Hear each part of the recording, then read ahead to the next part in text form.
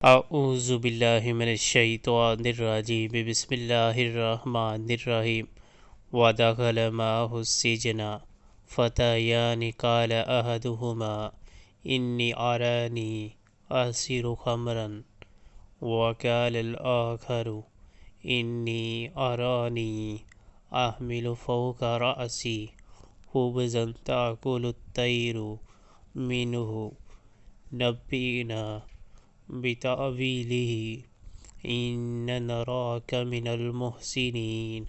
قید خانہ میں دو غلام اور بھی اس کے ساتھ داخل ہوئے۔ ایک روز ان میں سے ایک نے اس سے کہا، میں نے خواب میں دیکھا ہے کہ میں شراب کشید کر رہا ہوں۔